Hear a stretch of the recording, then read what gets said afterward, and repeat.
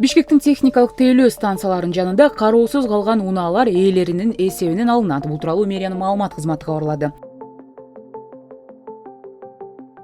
Мэрия акыркы убакта шаар тургундарынын жолдо, короо сарайларда, унаа токтотуучу жайларда, өзгөчө техникалык тейлөө станцияларынын жанында кароосуз калган унаалар боюнча кайрылуулар көбөйгөндүгүн билдирүүдө. Алсак Кызыл Аскер аймагындагы Волков көчөсүнөн Патрисия Лумумба көчөсүнөн Садыгалиев көчөсүнүн чейинки бөлүгүндө туура эмес жерде токтогон кароосуз калтырылган унаалардын ээлерине жана техникалык тейлөө станцияларынын ээлерине түшүндүрүү иштери жүргүзүлдү. 13 унаанын ээсине билдирүү таратылып, унааларга эскертүүлөр чапталган. Бул көчөнүн боюнда тейлөө станциялары абдан көп жайгашкан. Эскертүү берилгенден 5 күндөн кийин ыйгарым укуктуу орган транспорт каражатын эвакуациялайт. Эвакуаторго жана унаа токтотуучу жайга кеткен чыгымды унаа ээси өзү төлөйт.